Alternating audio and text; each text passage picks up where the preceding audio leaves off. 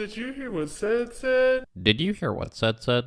Did you hear what said?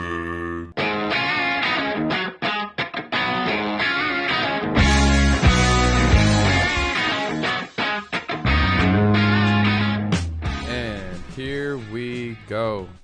Thomas. What's up, man? How you doing, brother? I'm good, dude. It's good to have you on. Yeah, it's about time, huh? Yeah, you were supposed to be one of my...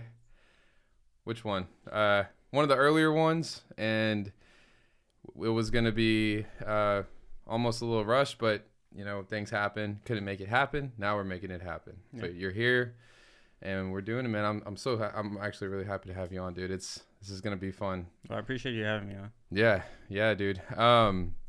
So getting into it, let's start off with a little bit of a background about you. So for those that don't know who Thomas Morgan is, who is Thomas? Well, Thomas has changed drastically over the years. There you go. as you've known me since we were very small kids, and you know, young Thomas was a very hot-headed, very egotistical person, very full of himself. And now I think Thomas, at least in my opinion, is more like humbled, more grounded, not so hot-headed anymore. It's not constantly angry all the time. He's more sure of himself in the sense that he knows who he is. He knows what he wants to go towards now. And I feel like I'm slowly going towards the goals that I actually want to set forward or set for myself. Right. How'd that all start? So let's go back to, so what do you do for a living? So what I do for a living, I'm in the United States Army. I'm a staff sergeant now.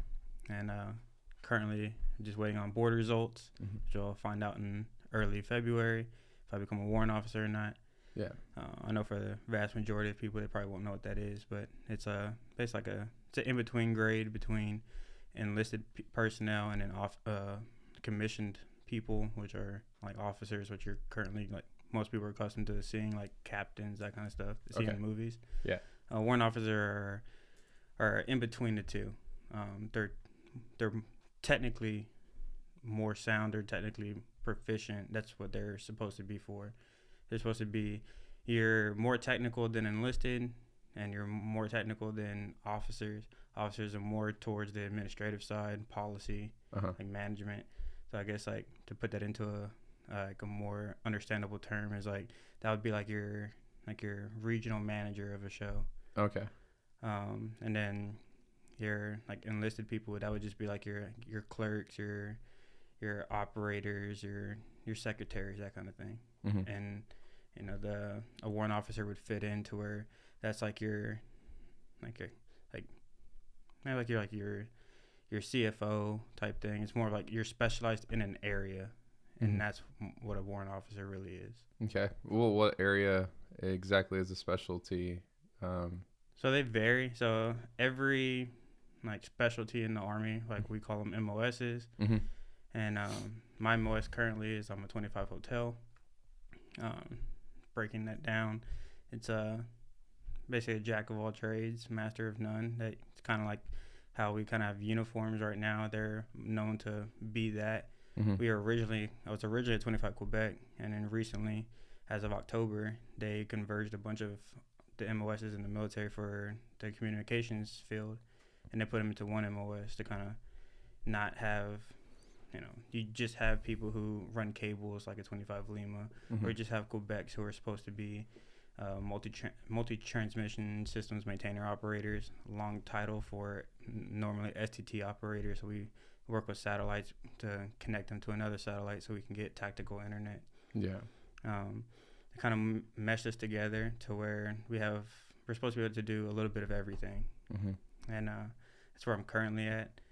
What I'm going for in one officer, it's called a 255 November, and they're most commonly known as like network technicians, and they're the person who's in charge of like planning, orchestrating, and actually creating networks for the military.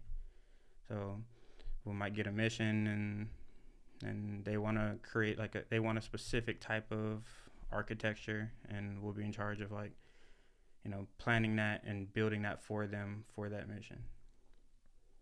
Interesting. So, taking it back to when you first started, thank you for your service, by the way. Appreciate the support. Gotta always thank your servicemen.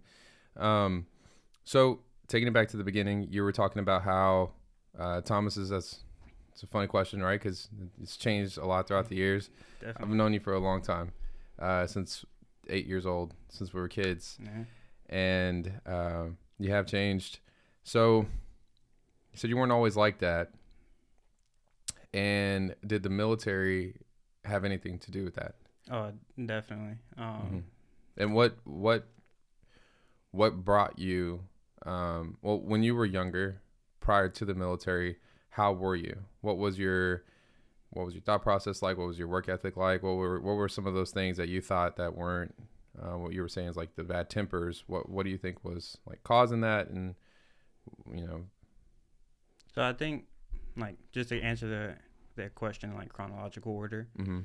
When I was a kid, I was very hard on myself. I always demanded, like, I needed to be the best. I had to perform the best. I couldn't, like, from our perspective, we were always playing baseball together. Me, you, Mike, Nate, and like anytime I'd strike out, whether it was a good call, bad call, didn't matter. Yeah, I was dude. really, really hard on myself. I remember. I never wanted to be out. I always wanted to at least get a base hit, and then, like, if I didn't, it just seemed like it was like the end of the world for me. It just seemed like like nothing can console me. I was in my head. It was, you're not good enough. You're never gonna be good enough.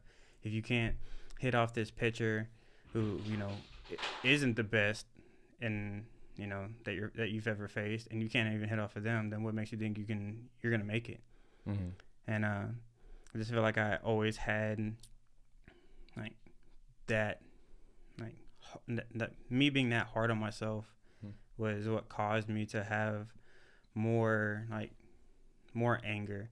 I was already like kind of like, I don't want to really say like an angry kid, but cause I never really was. It was just that, like, because I was hard on myself, I became more angry, and when I became angry, I just kind of like lashed out.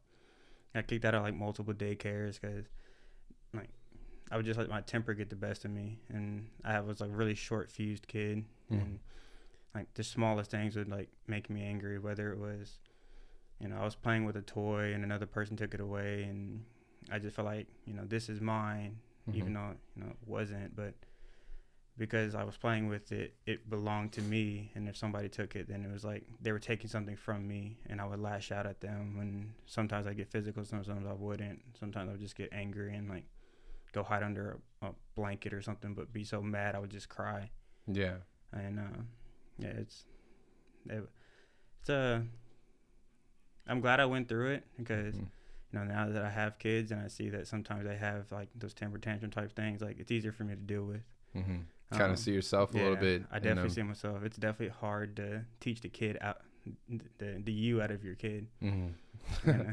I wouldn't know, but I'd imagine there's people who can relate to that. I'm sure. But going forward, I really started to really change, and that was because of the military. When did you join? I joined right out of high school. We graduated in May, and I left in July. We were 17? Were you 17? I had already turned 18. Already turned 18. Yeah. Okay. And I joined right out of high school, like 2 months after, 3 months after graduation, and went off to basic training at Fort Jackson, South Carolina. And that's where it really hit me. I went into basic training with the same type of mentality that I always had.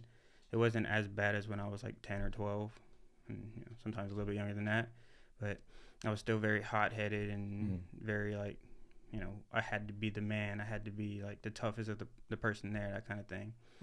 And, I went there, and I got humbled pretty quickly. So basically giving, like, a brief backstory of how it happened is, one day our entire company got in trouble, and we were made to sleep outside. And I was already asleep by the time we were instructed to grab our mattress, grab our blanket, and grab our rifle and our Camelback, and we had to go outside.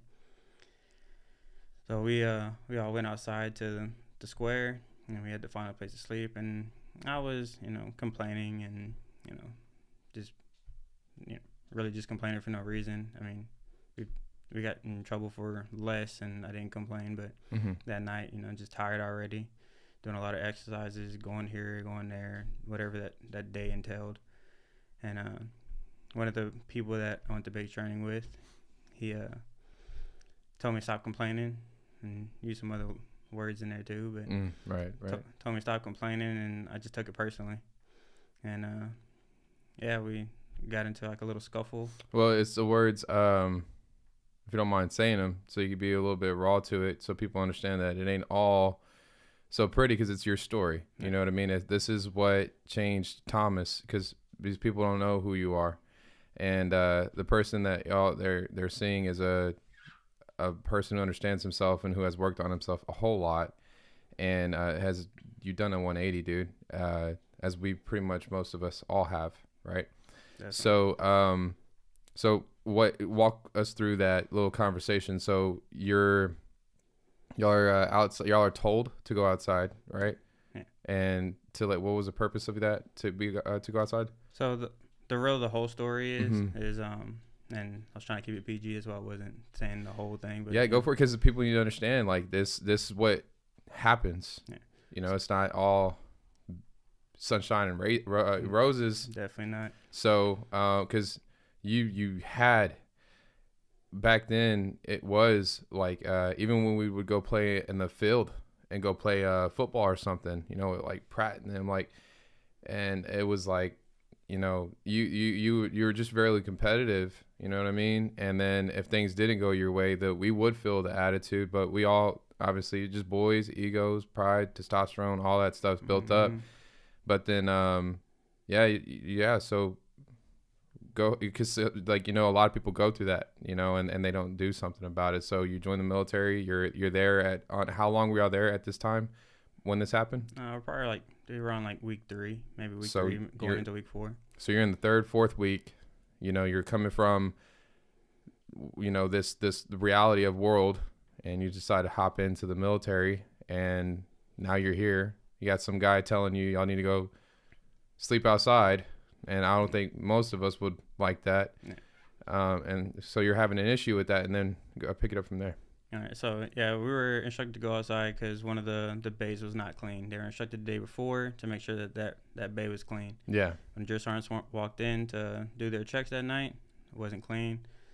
Brought everybody outside to sleep outside, because that was going to be the punishment if it wasn't clean. Right. So we're instructed to go outside. Did they tell you that? Yeah. Or y'all just know? They told it was the female barracks, so they told the female bay, hey, if this isn't clean, then the entire company's gonna sleep outside. And they didn't tell the rest of the platoons that, like, the females were broken up into each. We had 4 platoons. Females are broken up into the 4 platoons, but only females sleep in the female bay, and all the males sleep in all the other bays. Okay, got you. And so they told the females that inside their bay, but they don't tell the rest of the platoon that, because it doesn't really apply to the majority of the formation. It's not your place. Yeah. You're not going to be there anyways. Yeah. As a male, I couldn't go into the female bay and clean it for them. Right.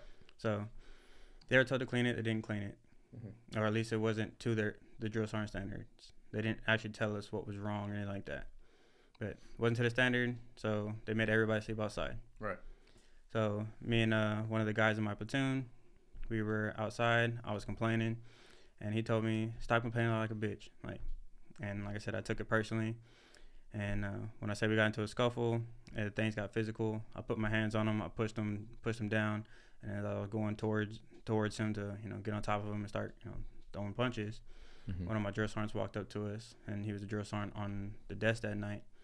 Came up to me, grabbed me by the shirt, pulled me away, brought me into like the drill sergeant's like little house thing that they have. Right. It's like in the middle of everything. Right. And he told me, he's like, because you got physical with him, I could have you arrested. And I mean, me being at the time, I was still angry. Like, I just didn't care. Like, I was just could imagine. Yeah. I knew you at that point of your life at that time, so I could imagine. Yeah, you probably didn't. Yeah. To you, consequences were just like whatever. They were an afterthought. Yeah, it's like when I was angry, that's the only thing that mattered to me. Yeah, was me being angry. And he's like I said, he went inside the the little house, and he sat me down, and he was like, I could have you arrested. Yeah. And he told me, he's like, but you wouldn't be going to like just a regular jail. Yeah, you'd be out of the military, but you'd be going to a military jail. Mm-hmm. And he told me he was that, the reason why he wouldn't call the military police or MPs, just in case I say MPs later for any reason, but why he said he wouldn't call them is because I reminded him of himself. And just to give a little background about this drill sergeant, the entirety of my basic training, he would smoke our platoon every single day. It didn't matter because I wouldn't have my patrol cap or my PC parallel to the marching. Yeah, when surface. you say smoke, what do you mean? For people who don't know the terminology. So when I say smoke, I mean that he would make us do push-ups, sit-ups, flutter kicks, front back goes, the 8-count push-ups. Like if you can name an exercise, we were doing them. And it was because my PC was not parallel to the marching surface, and I would have other people check it. I would have the entire male bay check it, and they'd be like, yeah, we're good to go, let's go. We'd form up. He'd literally call us all to attention. We'd stand there. It wouldn't matter where I was in the formation. He would walk straight to me, look at it, and be like, still not good enough. Was this before or after the incident? The entire time.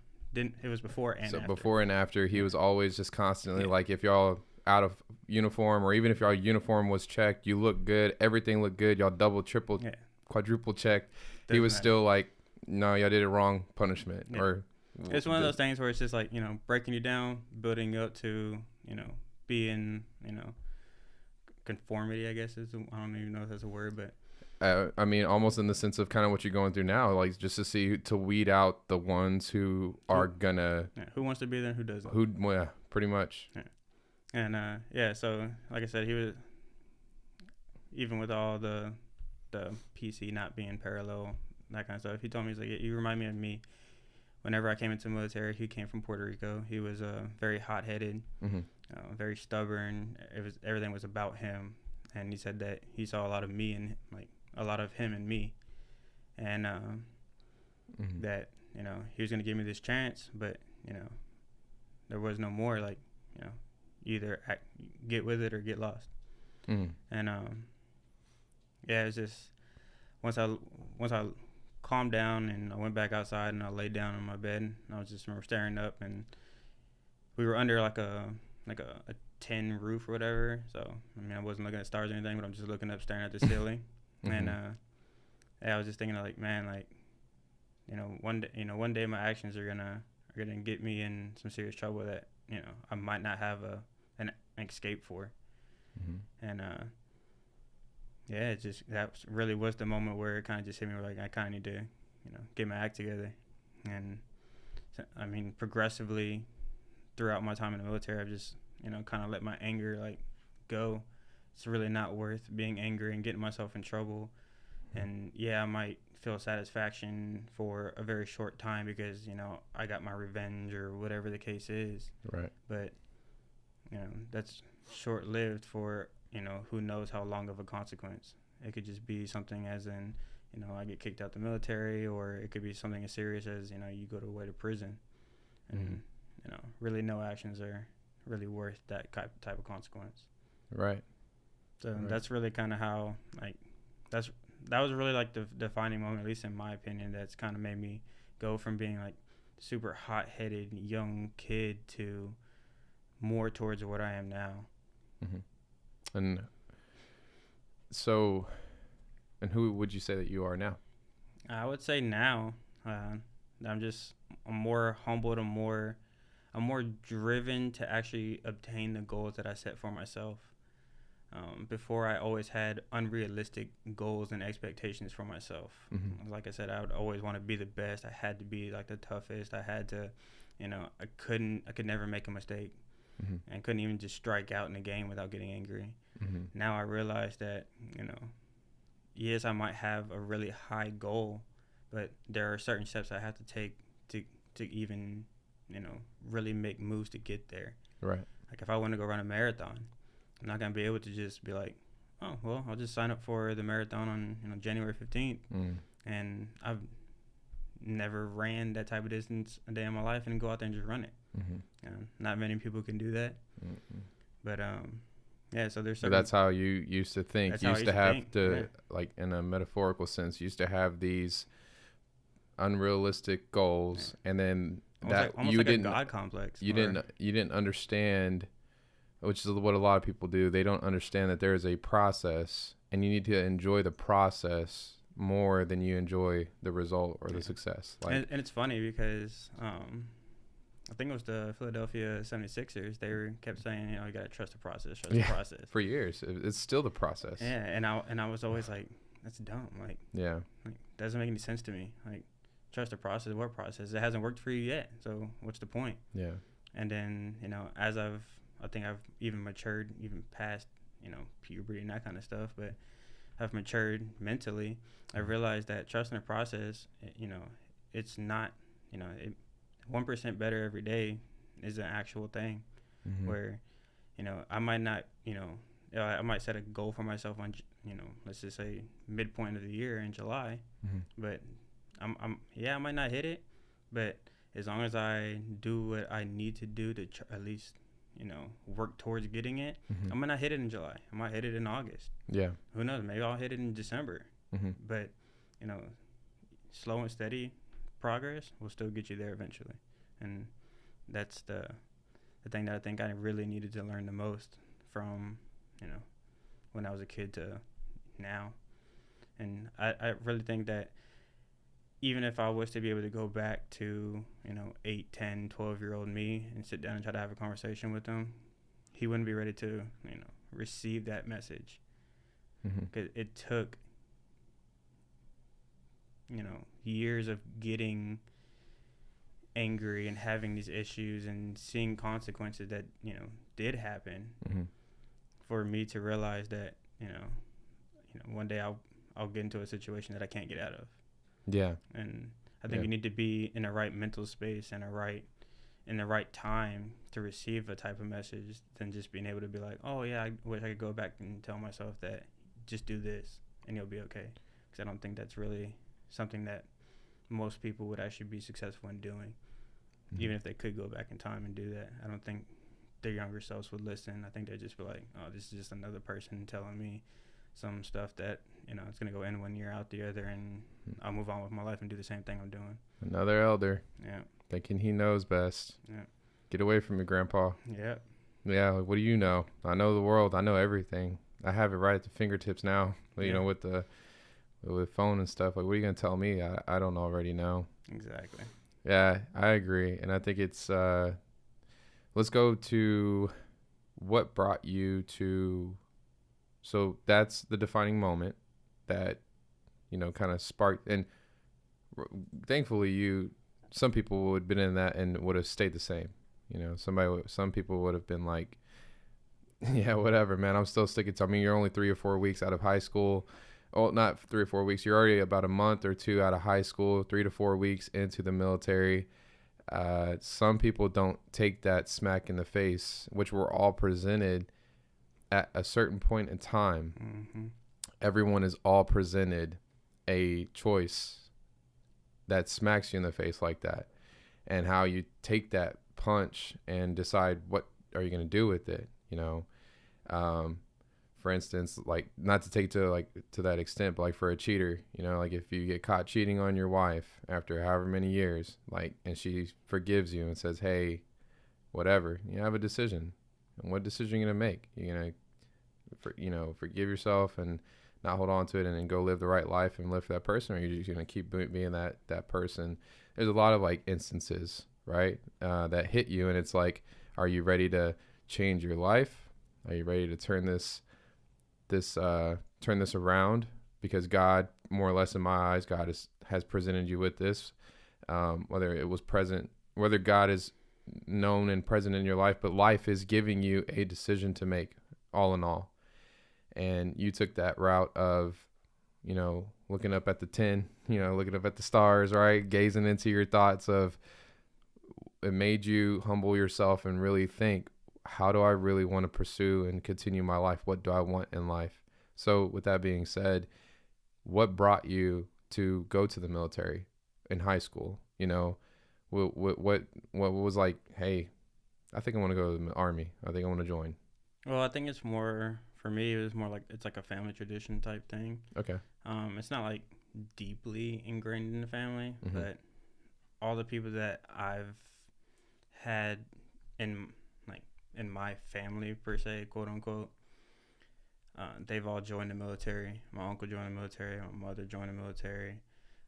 My great uncle joined the military. And even previously before them, the majority of the males in our family had joined the military. I think it was just one of those things where I didn't really enjoy education. I wasn't bad at it. I just never, like as most kids, I never really applied myself to education. So I didn't really see the necessity in me going to college right away because I didn't really have a true like goal in mind of like, this is what I want to do, so this is how I'm gonna go study type thing. Right. I feel like I just would have been like another general student of going to probably San Jack or whatever, getting a general studies degree, and then trying to figure out what I wanted from there. But I probably wouldn't have went through with it because I would have got bored at some point. Just like, I'm not gonna do this. I'll just find a job and work my way through. Yeah. And who knows where I'd be at now. But so, going with the family tradition type thing of joining the military, I was 17, and it was right at the end of our junior year, maybe the beginning of our senior year. I was starting to think about what am I going to do after this. A lot of people are like, oh, I'm going to go to UT or UTSA or wherever they're going to go. Right. And I was like, well, what am I going to do? And I was like, I'm going to join the military. So I went up to the recruiting station over in Deer Park and went in there and took like a little practice ASVAB or whatever. And they were like, oh, yeah, you could do pretty well. We need to take you up to MEPS. The ASVAB, it's explain what the ASVAB is. So the ASVAB, I actually don't really remember what it actually stands for in general. But the ASVAB is like a benchmark test of like general knowledge for people to like, you're going to cover like math and English and reading. You'll cover like mechanical stuff. It covers like a broad range of things. It's the Armed Service Vocational Aptitude Battery. It's a multiple aptitude battery that measure developed abilities and helps predict future academic. Yeah, and that test, like, it's graded like in a weird way. So like you get different like line scores or what they called, and the one that's like most important is called your GT score. Okay. And your GT score is a mix of your reading, your English, and it's your arithmetic. And I know math and arithmetic are like very similar, but on this ASVAB they're broken up separately. So when you take it, it's like you have like a math section. It's like general math.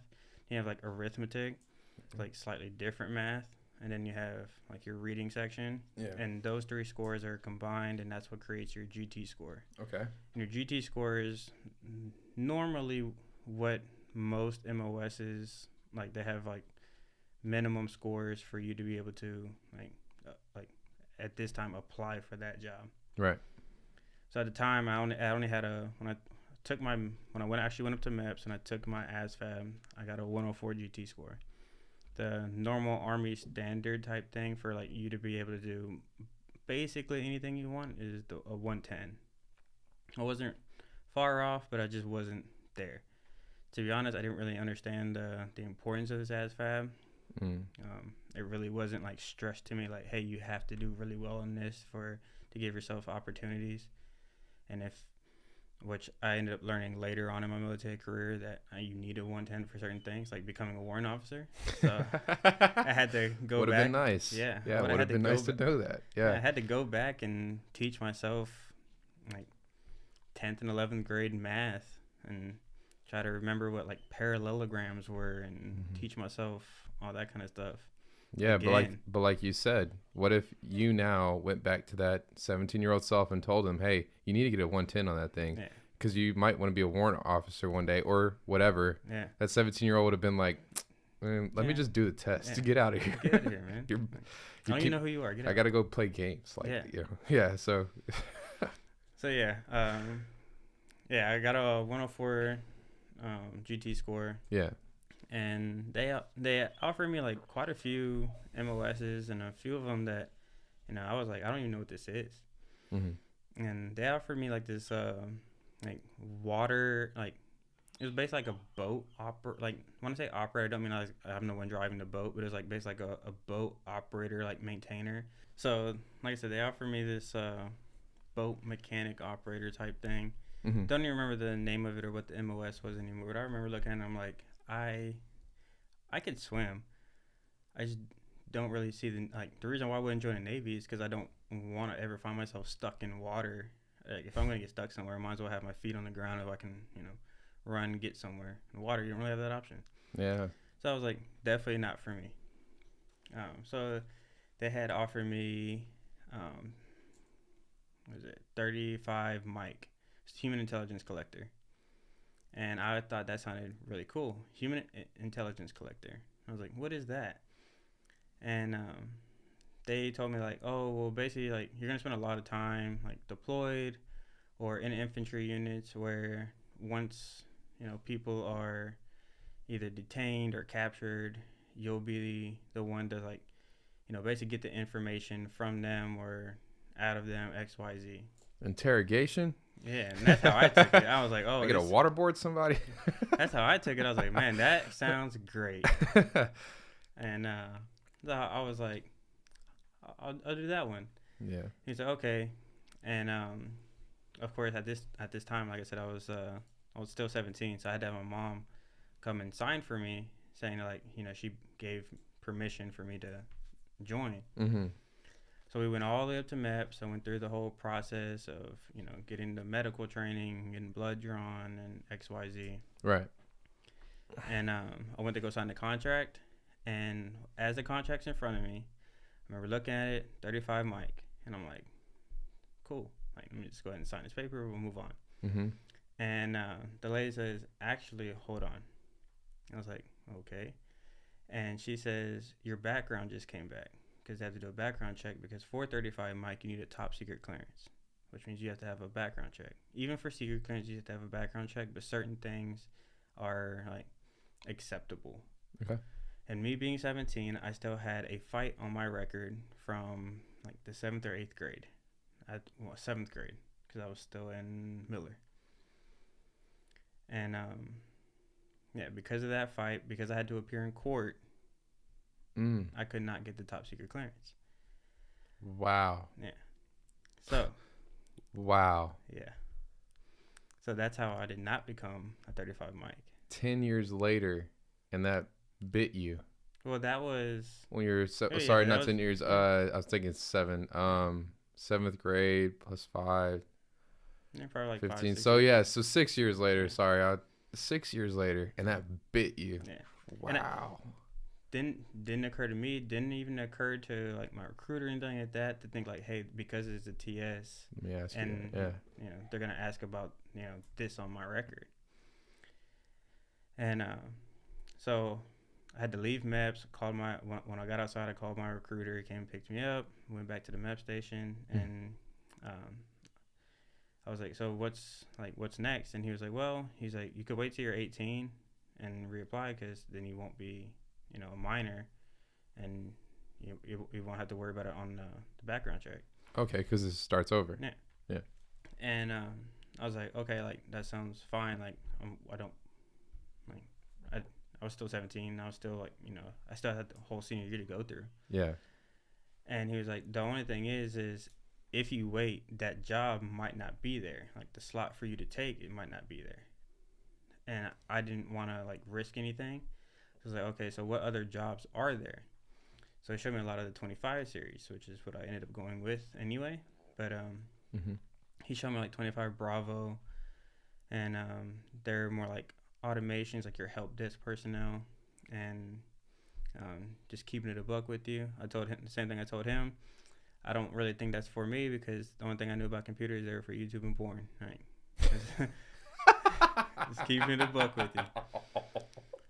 So Okay. Yeah. If you want to edit that out, that's fine. You're good, man. Hey, like I said, I'm keep it's it a raw thing. Yeah, go for it. So yeah 25 Bravo was not for me. He showed me November, and November. I'm so sorry. Thomas, I love you, dude. Hey. Just because you're always like that. You're just like honestly, bro, that's not, you'll straight up say, hey, that's just not for me. Like, I'm not even if I wanted to, I could never. Yeah. And that's what I told him. I was like, hey, I'm going to keep it real with you. Computers are really for YouTube and porn. That's all I know. Like, I don't know how to work with computers. I don't know how to, like, click buttons. You're 17, and do all man. this stuff. Like, yeah. I wasn't like a, prodigy hacker. Thinking about like routing and stuff like that, it was just like not even a thought. To most 17-year-olds, it's not, so. So he showed me November, which is more about networking and that kind of thing. And I told him, I was like, again, don't know anything about routers, don't know anything about switches, don't know anything about firewalls and all that kind of stuff. Mm-hmm. Foreign concept. Right. Not for me. Right. So then he showed me 25 Quebec. And what it looked like was basically like you're just sitting in like a shelter and you're just like doing like you're messing with radios or flipping switches and that kind of thing. And I was like, looks easy enough. It gets me in the door, and I'll just work with it from there. Mm-hmm. He says like, he's like, if you take this one, he's like, this is where like the recruiter part of him got me. And like I said, I'm gonna keep it a buck with you. He got me with one of the most famous recruiting lines, which is, once you do this, then you can get your 35 mic after a year of being in the Army. Mm-hmm. Sounded really good. I was like, oh, only after a year. I only have to spend like 9 weeks in basic, and then I spent another 33 weeks in AIT, which is Advanced Individual Training, for being a 25 Quebec that I was signing up to be. Mm-hmm. And then I can go do that. I was like, well, I'll get there, I'll go to my first unit and just be like, hey, I want to be a 35 mic, and I'll go do that. Come to find out, that's not how the Army works. You don't just you can't just wait a year and go. You have to re-enlist to become a different MOS or a different job. But nonetheless, I signed up to be a 25 Quebec, and that's how I really got into the IT field. Was I went to be a 25 Quebec, thinking I was just gonna flip switches and plug different things in here and there and mess with certain radios, and that was it. Interesting. Yeah. Nice. That's led you to where you are now. Yeah. So now, I guess, became a 25 Quebec. Went to Fort Jackson, South Carolina, and then from Fort Jackson, South Carolina, I went to AIT, and I was at Fort Gordon, Georgia. I was there for a long time due to an alcohol-related incident. It's a story for another time. You're way too long to talk about right now. Yeah. Especially with the time already. You're good. But I was there for a long time, and then I got orders to go to Hawaii 3 straight times. And because I was a holdover at Fort Gordon, all of those orders got kicked back. Yeah. And then on the 4th time, when I finally got released from my punishment from the alcohol-related incident, then I got orders to Fort Hood, and went to Fort Hood, then did a rotation into South Korea over at Camp Casey, right near the DMZ. It's like 20 minutes from it. So you're in South Korea, and then where'd you go from South Korea? From South Korea, because there was a rotation. It wasn't like a piece. Like, it's not like I left Fort Hood and went to South Korea. It was like our whole brigade from Fort Hood went. So we rotated back to Fort Hood, and then I re-enlisted, and I went to Grafenwehr, Germany, and that was in 44th Expeditionary Signal Battalion. That was, like I said, that was in Grafenwehr, Germany. And then about 2 years after I got there, the battalion moved from Grafenwehr to Baumholder, Germany.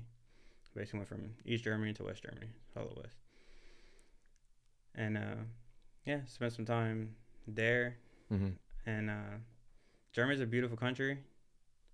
Really didn't like the unit. They had really good processes and policies in the unit, but the leadership was god awful. If you can think of toxic leadership, that was my time, at least my time in 44th ESB. And then I left. I was literally 1 month away from ETSing, I didn't want anything to do with the Army anymore. I was burnt out. Like, the unit. I'm not military sounded. ETSing, as I'm assuming, would you just say like getting out of it? Yeah, it's just getting out of the Army. And yeah, so I was fed up with it. Like, that unit just burned me out. The leadership there just destroyed my will to want to stay in the military. Yeah. And it was honestly my wife that was just like, basically give it one more shot. Like, let's go, let's get back to the States, and if at least then you can be inside the States whenever you're getting out. That way you're not having to like go back to the States and then try to find a job. At least if you're getting out, you're already here in the States. It's easier to network yourself and try to get a job here in the States, because I'll be coming back here anyway. So I was like, you know what, that's fine. So I was like 1 month away from getting out of the Army, ETSing. Yeah. And I re-enlisted. Was this your, is this current? Yeah. Okay. Yeah, for those that don't know, I have been married twice. To my first wife, I had my first son, and then we divorced, and now I'm with my current wife and my last wife, guaranteed. Yeah, she's awesome. Yeah, she is. So because I figured, when you told me to stay in, that sounds like something she would say. Like, she ain't gonna let you. That's what I love about her, dude. She holds you down. Yeah, she makes sure that, like, if I set a goal for myself, or if she sees me like slipping up, even in like simple things that's not really a goal, but it's just like, hey, I'm letting myself go, or XYZ. She's like, hey, like, get shit together. Yeah. And y'all met when? We met in Germany. We met about 2.5 years after I was in Germany. How long were you in Germany for? Total of 4 years. So about 2.5 years. This is after your rotation in South Korea. Yeah. So right? After Korea, because I got to Germany in March of 17. And so I met her in 19. How'd y'all meet? We met. She was coming to the unit out of AIT, so she was coming out of Gordon, going to Germany, and that's how we met. She was slated to go to the same company I was in, and that's how we met. Nice. And then y'all been married for how long now? We got married in 19. 2019. Yeah. So sorry, actually, I think she got there in 18 then, because we went through it December. So yeah, she would have got there in 18. 18. Yeah, I think late 18. And your experience with that, how's that been going? As far as, so you've been, you had your first wife, you got divorced, you had a kid with her, and then now you're on your final wife. Yeah. And so with, because I know in the well, from what I've heard, like in the military, that happens often. What benefits, if there are any, to, I guess, not just marriage in general, but with being married in the military?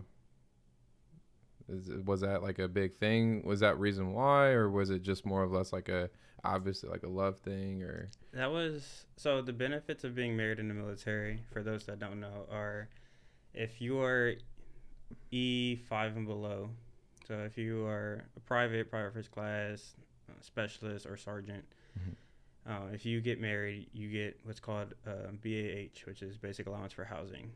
So they give you money to basically like pay your rent with. And that's all based off of your zip code. So whatever zip code you live in, it's calculated, and they say, hey, the average rent in this area is X amount of dollars. So that's what they pay you. If you are, you also receive BAS, which is basic allowance for substance.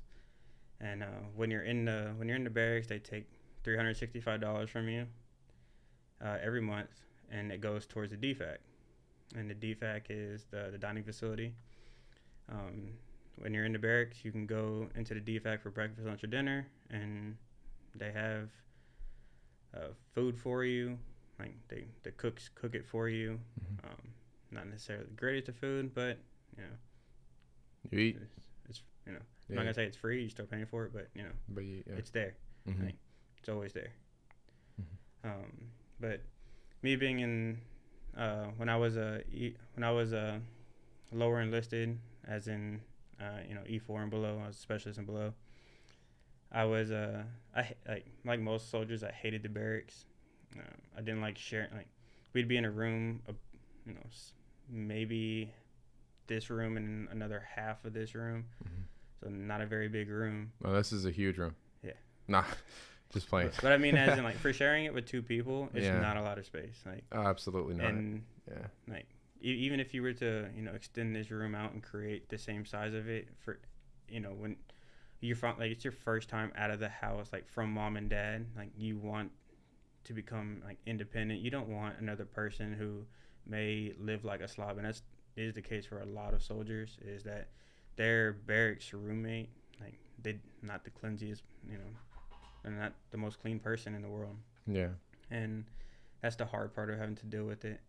And there are other options that a lot of soldiers do go towards. Right. Whenever, instead of getting married, a lot of them, they find people that they like, and they get an apartment together, and then they just split the rent or whatever the case is. But me, I wasn't thinking like that. I just wanted out of the barracks, fastest way, get married. And that's how I met my first wife. We met through a mutual friend when I was in AIT. We had talked for a while, and then I flew her down to Houston, and then for like 2-3 months after that, we got married. We were married from 17? No, a little bit earlier than that. I think it was like 15. Yeah. Wow. Yeah, we were married from 2015 to 2018. Yeah, and then that's how we met. Was I just wanted out of barracks, and it was a win-win, because I got out of the barracks, but I also got to be with somebody that I liked, and that I ended up loving for quite a long time. And yeah, I mean, good things did come of it. Yeah. And I mean, You got your first son. yeah, got my first son. Handsome boy. Yeah, beautiful baby. Beautiful. But yeah, and then well, after we got divorced, it's when shortly after that I met my wife, and for that was like from the time I met her, like I just knew like that was the one. Yeah. And that one, like, it wasn't about the benefits, it wasn't about any of that. It was about like, yeah, this is the one. And oddly enough, when I was a very young kid, me and my mom were sitting in the car. I don't even remember where we were driving, but I remember having this conversation with mom, and they were talking about marriage, because we were listening to KSBJ. It's the gospel station here in Houston. 89.3. 89.3. Yep. And KSBJ. Houston. Yeah. And somebody had called, and they were talking about their marriage, and that this was their second marriage, and that they were happier, and that there was nothing wrong with their first marriage, but they just weren't, I guess they weren't ready for it. And half listening to it, half staring out the window. So mom, I was like, I'm gonna get married twice. I don't know why, but I just know I'm gonna get married twice. And I don't know, it just seems like younger me, like maybe looked into the future or something. Maybe I was Raven-Symoné for a little bit, but yeah, it seems like that's it, because I definitely don't ever see myself without Lori. Yeah, absolutely. I don't either. Yeah. I'd talk some sense into you if you ever tried otherwise. Yeah. And now you have 2 beautiful babies with them, or with her. Yeah. Definitely. Man, it's a lot from, and your upbringing. You didn't quite grow up in a household where it was like a normal, would you say, quote unquote normal household? Yeah. Either. I grew up in a single parent household. It was just my mom. And yeah, I never really had a father figure, like, per se. Right. I had father figures that like I had my grandfather, who died when I was very young. And once he passed away, I've never really had like a strong male figure in my life. And how old were you at that age when he passed? I want to say I was like 5 or 6. I was pretty young. That is young. He took me to my first Astro game, and this was still in the Astrodome. Wow. Yeah. Amazing. I went to go see the Astros and the Diamondbacks. I remember falling asleep in the 5th inning.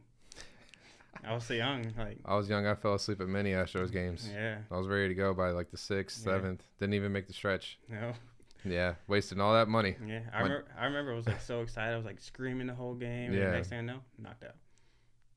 Yeah. He actually died. I want to say it was exactly 7 days after that game. Wow. Yeah.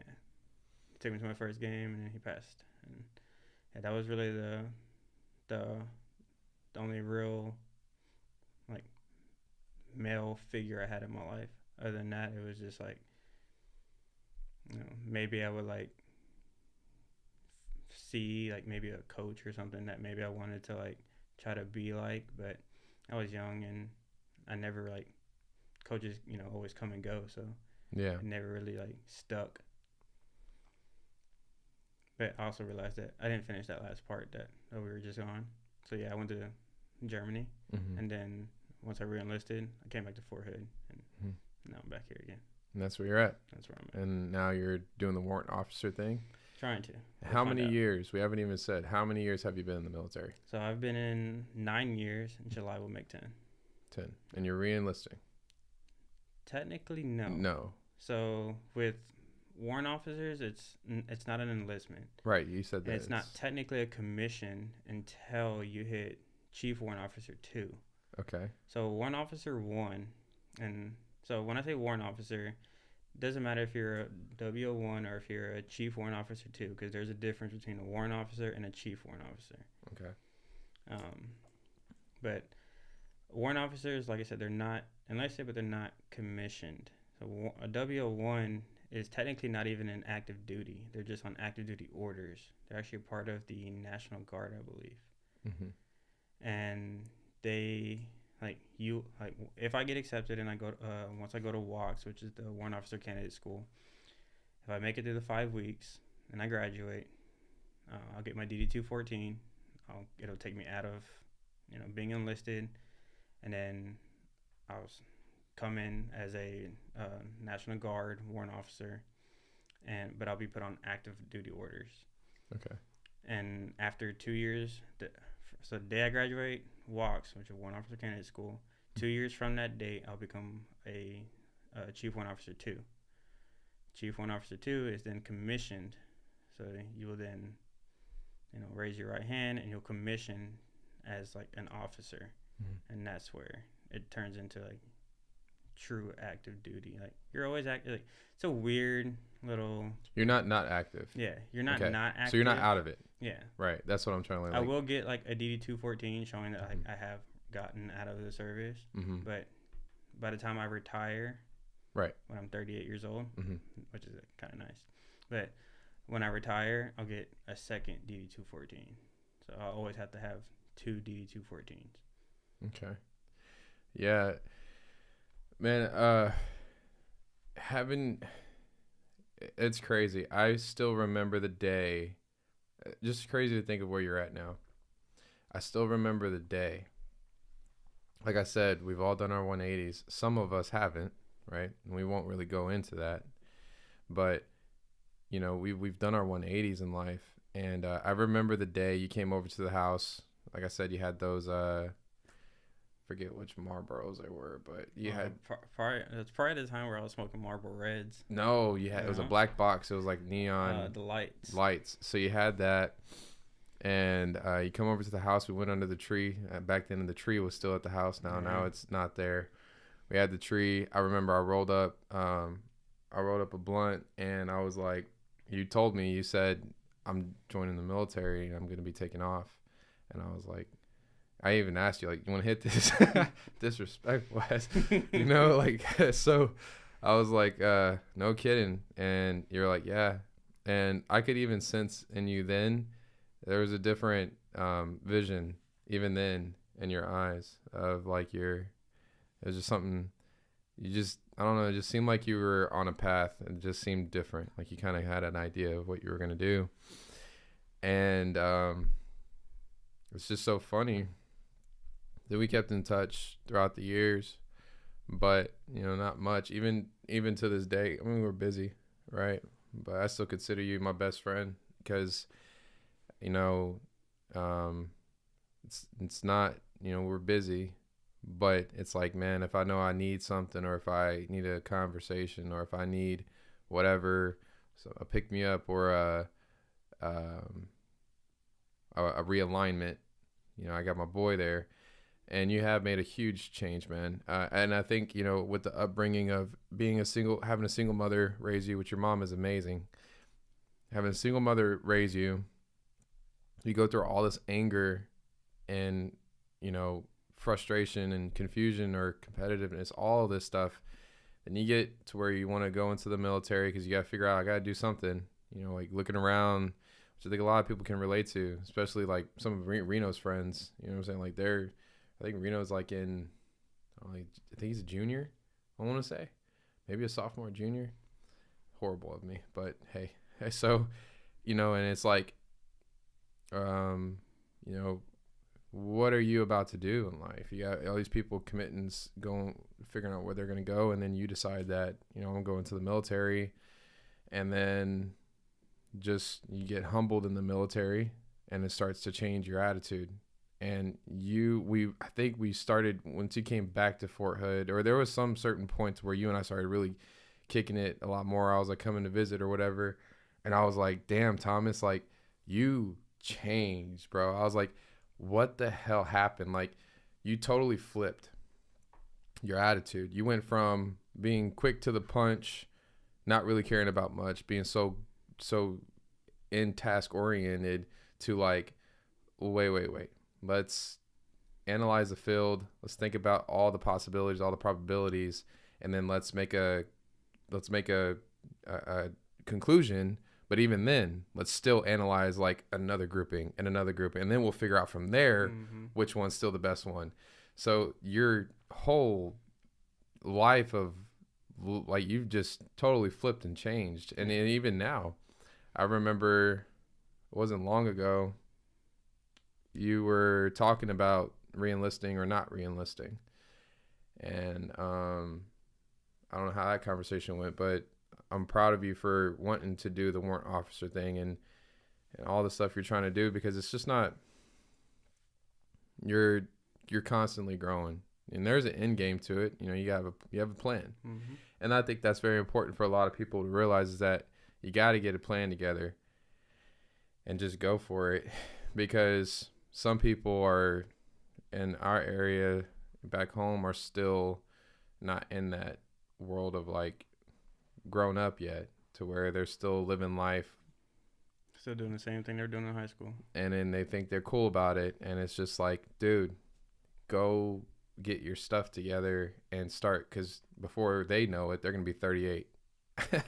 And what are you gonna have set up in life? Where are you gonna be at in life? Because by then they'll start doing what you did when you were 17.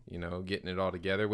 And I'm sure that, did you think the whole time when you're 17, 18, all the way till now, was there ever being away from family, even whenever you had your first boy, and then you divorced, you split, and all that stuff, like what's your thought process going like, of like, man, am I doing the right thing? Should I go back home? What is there for me? Like, what was your thought process like during that time? Like, should I just give up? Am I doing the right thing? So every time I've ever thought about getting out of the military, and when I came back to Fort Hood this time, I was in that same mindset of, I'm just going to do this next contract, and I'm just going to go ahead and get out. I was just focused on, getting certifications, that kind of thing. And then, going down to Houston, going out to Florida, wherever I could get, a good paying job and, provide. Right. But every time I'm in the mindset of, I think I want to get out of the military, like, I realize that, like how David Goggins says, it's really just my inner bitch talking. And that's because although there are a lot of things that are not necessarily like the easiest on you or your family, being a part of the military, such as, being away from your family, having to go out to a field for X amount of days or X amount of weeks, or having to go on a rotation when you're gone for months, or being deployed, or whatever the case is. Yeah, that's hard, but your family's still going to be there for you. And with the military is like there's so many benefits to being in the military that people take for granted, and they think that, oh well, I can get out and go make $60,000 a year. Well, that's about what you're making right now with with your benefits. But what you're not taking into account is like you're going to pay for health care, dental care, or find a job that's gonna provide that for you. Where in the military, I've had 3 children and I haven't had to pay a single penny for any of them. They've stayed. My first wife stayed in the hospital for 3 days, and it wasn't in a military hospital. She stayed in a civilian hospital. Stayed in there for 3 days. Not a single penny was spent. With my current wife, we had RA here in the States. Again, 4 days I want to say in the hospital, 4 or 5 days. Yeah, 5 days because it was a C-section. And 5 days in the hospital, not a single penny. Our son was born in Landstuhl, Germany. Not a single penny. So, I mean, there's many benefits to being in the military. It's not just healthcare, but they're going to pay you. You're not getting paid big bucks. You're not, you want big bucks, you got to pick up a side hustle or something. But you're gonna get paid, decent money. If you want to get paid more money, you get promoted, or get a work towards your degree. Either right. There's active options to go 2 years and then go to get paid to go to school, finish those 2 years, finish your degree, and then commission, become an officer, or you can go green and gold. I want to say is the name of the changeover, but you go straight to officer after you go OCS. Actually, I think OCS is that one, and green and gold is the first one I talked about, where you get your 2 degree, or you finish your first 2 years and then go to school for the last 2. And that's how you can make more money, or just get promoted and as enlisted. But you're also gonna get, like I said, housing. If you get married, even if you don't get married, once you hit staff sergeant, you're gonna get paid BAH and BAS. It's no longer taken out of your check. Like I said, medical wise, everything's paid for. I've had 2 ACL surgeries. I've never paid a single penny. Been to years of physical therapy. Never a single penny. Nothing that has ever happened to me or my family have I ever paid a single penny for. And those are some of the benefits to it. And those are something that I don't have to pay, co-pays or pay a health insurance company for. Yeah. That I'd have to pay outside of the military. Yeah. So, I might be making $65,000-$70,000 a year right now, like on paper, on my W-2, but I'm also not having to pay for a lot of things that a lot of people have to pay for. Yeah. And, But even it's been how many years? 8 years in the military? 9. 9 years, sorry. 9 years in the military. I mean, look at somebody who went to school, right? So, and I'm not knocking anybody who goes to school, but they take out. They touched on the benefits of the school portion, which is, I finished my associate's degree. I might have finished it years after everybody else who went to college from our, graduating class, did. But I haven't paid a single penny for my associate's degree, and I'm working on my bachelor's, and I still have not paid a single penny for it. The military covers it all. Not to mention that even when I get out, I'll still have the post 9/11 GI Bill. And then because I enlisted in Texas, I'll have the Hazelwood Act. And the Hazelwood Act pays for 120 credit hours of school. And that's from the state of Texas. And then the post 9/11 GI Bill pay for more college. Right. Again. And how much debt do you get from that? 0. You pay into your post, I had to pay into my post 9/11 GI Bill for the first year I was in the military. But your first year, you're in basic and AIT. You're not seeing that money anyway. All your money is your time is so structured in your first year that you go to the DFAC with everybody else. You go to the for breakfast, lunch, and dinner. Once you're done for the day, you're just ready to go to bed, to wake up, and rinse, repeat. And that's your first year in the military. So after that, you're done paying into it. So now you have access to it when you get out.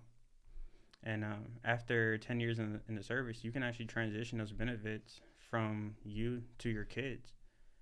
And since I'll finish my degrees and have my certifications, that's what I'll do when I retire, is just transfer my, educational benefits to my children. So now my kids won't have to pay anything to go to school. Yeah. And that's if they even want to go to school. If they want to join the military, hopefully they join, maybe the Air Force or Space Force, a little bit easier lifestyle. Yeah. But yeah, if they want Which they're going to be smart kids, so I'd imagine. Yeah. Yeah. They definitely won't get a 104 on the GT score, that's for sure. No. But because of that 104, they're going to have a higher one because, you know what I mean? It's not like you had it below. Yeah. That's very important. It's the educational benefits to that. You're not paying a single penny on certain things. Yeah, your income may be what it is, but really in reality, it's not exactly what it is when you start doing the actual math on it. Mm-hmm. And then you have no debt, which most people will take out a huge debt for a status to go to A&M or UT or wherever, right?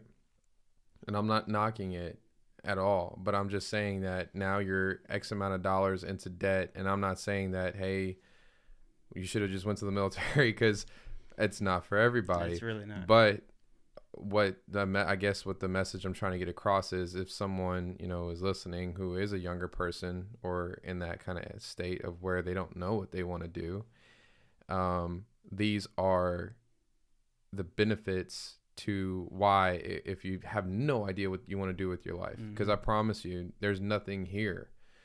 It's all about what you're doing. Like, it's good. You said you had your family, right? You got your family with you, and that's pretty much all you need. The real friends are going to be there for you, and they're going to be around. They're going to make their impact in your life always. They'll always stick out throughout the years. But back home, that's why I told you, and you told me like you were thinking about getting out this recent time. I was like, Thomas, there ain't shit back home. Like, these people aren't doing, I mean, I don't know, but like, it's like, dude, there's nothing back home for you. Okay? What you're doing right now, it may seem a little whatever, but you're my boy. I'm always going to come. I'll make it to where I come see you. Shit, move back to Germany. I wish, so I can go play out there. I don't want you to, but like, I'll make it, whatever. Because you got that foundation of friends, and then you have your family. And not only that, but you have yourself. You know what I'm saying? It's what works for you and what you're wanting in life. And now it's your kids, and that's your big purpose. And you're setting all this up. And it might have been hard for a long time, because it's like, man, am I missing out on the parties? Am I missing out on the clubs? Am I missing out on, like, this or that? Life could be. People post on Instagram and at the time Snapchat and that kind of stuff, thinking, man, like, instead of being out in this field staring up at the stars and just working 16 hours straight, I could have been over there doing that. But, but what is that? Yeah, for what, one night of fun, like. And just to do the same boring thing again, over and over again every weekend. Unfortunately, they're going to be 38 or 40 working, and then you'd be retired choosing to work, or you'd be doing what they were doing at a younger age, and everybody's like, well, I want to do it at a young age. It's like, well, not really. These are the foundational years. Our 20s are the most rawest form of our years, and I think you and I are learning that. And before I want to get into that. What's you got that up? You've been having it up. I've been staring at it a little bit here and there.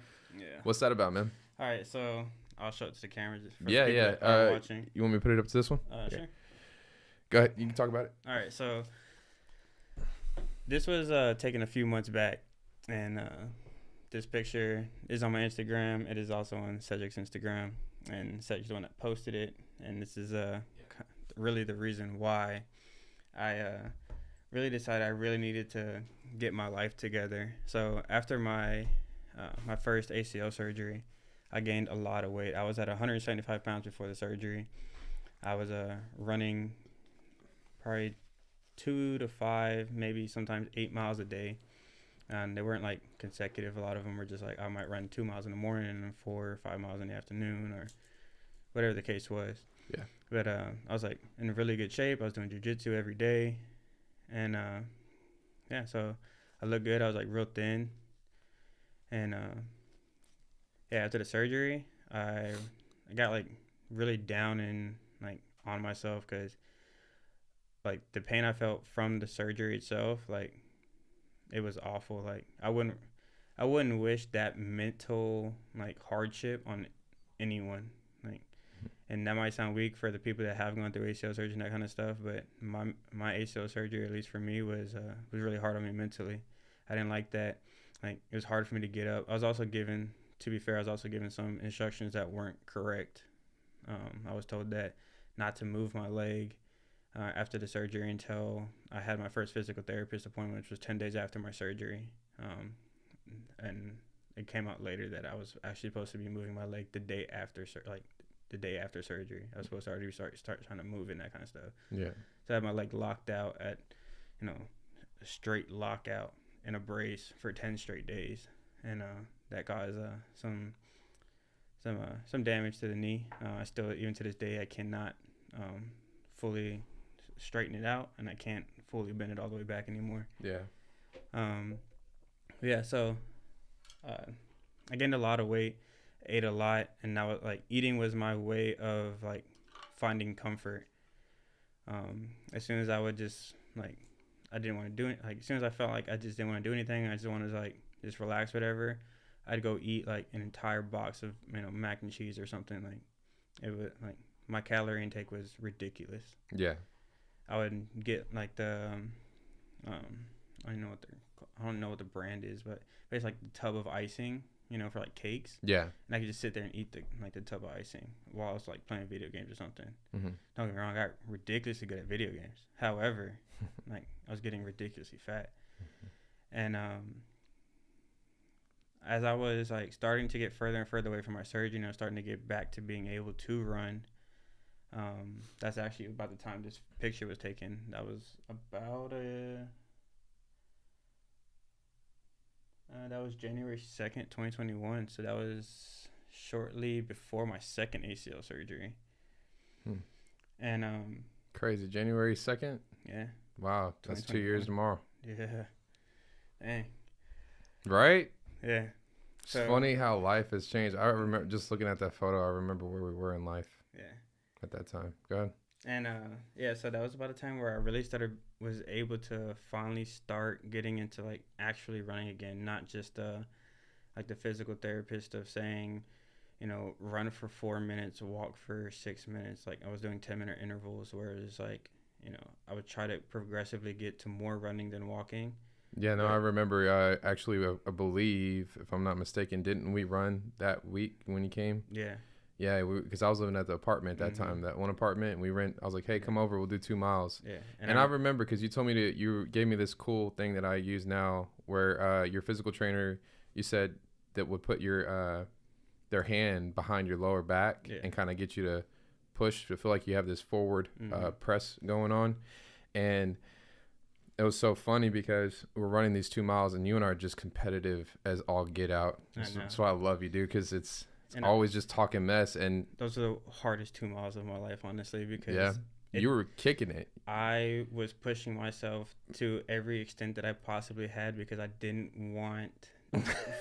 not want for you to beat me, and I didn't want it to be like, damn, like, I'm a mile and I really want to stop, because like my knee is actually like truly hurting me. Yeah. And you're just over here like, damn, like, this dude fucking sucks. No, yeah, it was so funny because I was trying to pace that thing, and I was trying to pace it, and then you, I noticed you're picking up, you're almost like trailing, like leaving me behind, and I was like, in my head, I was thinking, ain't no way I'm gonna let he's got his ACL after ACL surgery. I had my knee brace on during the Yes, run. You did, and I was like, there's no way in hell I'm about to let him. So I was like, all right, I'm turning on, and so I had to, and then I think we walked it in after that. And we ended up doing those sprints from light pole to light pole. You try to give me those military workouts, and I was like, that was honestly my way of like being able to catch my breath. Those are intense. Yeah, those are intense. But so wow, January 2nd, 2021. Yeah, so that's short. Taking a few months before my second ACL surgery. Like I said, like we went out to that dinner, and when you took that picture, and when you like, I didn't see the picture when you took it. So whenever you posted it, I saw it, and the only like I didn't look at my wife, I didn't look at you, I looked at myself, and all I saw was like how fat my face looked, and I was just like, wow, like, you have really let yourself go, and like, this is not okay. One, it's not okay for one being in the military, but then two, it's not okay because like this isn't healthy. Like you went from, I could run 2 miles in 14 minutes. I could hold a 7-minute pace. Like at one point I was doing that. And that's because like I was running every single day. I was doing jujitsu. Like I could do that. Well then in that picture, no way I could do that. And when I saw that, I was like, hey, like I have to like get my life together. And because of that picture, like I've started to like really push myself physically to, get back into like consistent running. And then it turned from just consistent running to, all right, like now let's find out like what your limitations are. And when I say limitations, it's not like physical limitations. It's more of how far can you go? Like truly. Yeah. That's why when you called me when I was in Florida a couple of days ago, on Tuesday, or actually it was Monday, you called me and you asked me like, oh, like, what are you doing? I was like, oh, I'm just in Florida chilling, that kind of stuff. You're like, oh, well, I haven't seen you pop up on the workout. Yeah, I asked you how is the warrant officer thing going because I hadn't heard from it, and you were like, "Oh, it's going good." Well, it started with a text too. It was like, I'm just waiting on the whatever. Hopefully, I get it. And I was like, "No, you will get it." And then I was like, because I know there's a fitness portion to it, and I remember you said that you were training for it, and you're getting ready for it, and you're on leave, and you're on leave now, and I hadn't seen it, so So I hadn't seen your because we share our fitness, we share our activity on our Apple Watches with each other. So for those that don't have an Apple Watch and you have an iPhone, if you have an iPhone, highly recommend it. Get an Apple Watch because if you're looking to get into fitness, that's what I use it for, and you can share it with your friends who also have Apple Watches. And whenever you complete a workout, it tells you, hey, Thomas just finished a 5-mile run or a 4-mile run, or he just finished a outdoor workout, or he just finished golfing, or for me, right? Like whatever it is. So I call, you got a cat in here? Boy, I don't know what the thing fell. I called you and was checking in on you like I usually do here and there. And what happened? Yeah, so you called me and you basically checked me. You were just like, hey, like... Wasn't trying to. Yeah. I wasn't trying to. Because, like the week before I went on leave, like I was really active in running. You were. I was running. I know. Like 4 miles a day. I know. I heard. And, I saw it. I posted, I was talking about, like, hey, like just for walks prep, that kind of thing. And I hadn't ran in a few days. And when I was in Florida, like I said, you gave me the call and you were like, hey, like I know you said you were getting ready for walks, but I haven't seen you in a couple of days. Like, what's going on? Yep. And then you were like, well, we start a competition. I'm going to watch it because you can do like the 7-day challenge things on the Apple Watches. Yeah. And I was like, all right, like this is what I need to, get back out there. Like, I'm on leave, but like David Goggins says, like no one cares. Like time doesn't care that today's Christmas or today's New Year's or whatever the case is. Like time doesn't care. It's still going to go on. So you might as well make the most of it. So I was like, you know what? Let's do it. So I sent you the 7-day challenge, and the next morning, it was Tuesday morning, I went out for a little. I initially only had planned on doing a 4-mile run around the airfield I was around in Florida. So I ran around, and I was holding like a 10:30 pace, just trying to keep it like light and easy, and just holding that pace. Got to the 4-mile marker, and I was just like, you're good, like turn around. And so I was like, let's do it. Like I've never ran anything over 5 miles consecutively. So I turned around and was like, I'm gonna run the same route the other way. Ran the whole started running, and I got to mile 5 and I was like, all right, hey, like you're still good, like. And since you had just told me you're doing it's the resolution run. Yeah. 10K. Yeah. 6 miles. 6.2. During our conversation on Monday, he had told me he's doing this 10K. And I had been putting in 40, 50-mile weeks already. Yeah. And because he told me he was doing this 10K, I was like, oh, well, that's a 6.2. And I didn't remember what day he told me he was going to run this 10K. So I was like, oh, whenever I come down to Houston, we'll go for a run, and we'll run the 6.2. So as I was on mile 5, I was going towards mile 6, and I was like, oh, okay, you know what? I'll just I'll hit the 6.2 marker, and then I'll just, start bringing my heart rate down and just walk it back. Well, I hit the 6.2, and I was like, you're okay. Like, you're starting to feel it. Your knees are starting to ache a little bit. Feet starting to hurt. Yeah. So I was like, oh, I just got to go down to that corner, and then from that corner, go down to the other corner, and then a little, like, quarter-mile stretch back to the house. And I was like, well, let's just make it to the end of the street. We'll hit mile 7, and, we'll walk from there. We'll hit mile 7, and I was like, you're still good. So I was like, let's just finish it out.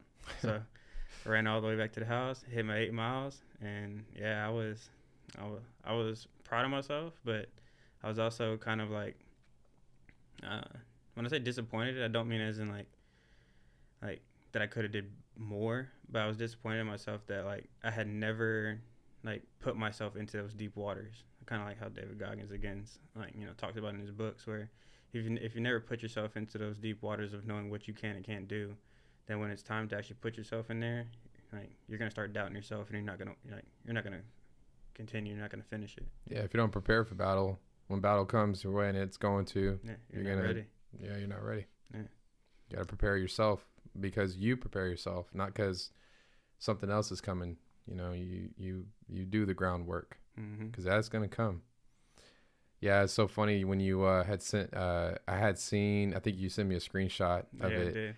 I forget what I was doing. I don't know if I was even running at that time. I may have been driving or running. Don't know which one. Either way, I laughed so hard.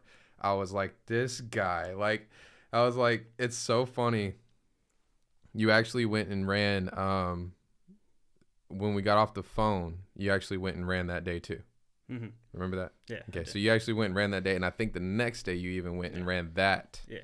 That 8 when we mile. got off the phone, that's when I did the 4 miles. My first 4. It was the 4 miles. Yeah, you went 4 miles that Monday, and then Tuesday you go run that 8, and I just laughed hard. I was like, because I think that day, because that Monday I had just pulled off. I just did 9 miles, and then the next day I was doing 5, and then it was gonna be 8 the next, and then whatever. And so I got the text message, and I was like, this guy, I love it because it's just so funny. I love seeing it because it's just our relationship, man. Yeah. It's always been like that. Like, it's even if like we go golf alone, it's like, hey man, by the way, I shot this, or like it's like try to lower our score as if we're there. You know what I mean? Like if we're competing against each other. That's how we're always like, hey, like you have like 123 yards to the pin. Yeah. I got like 118.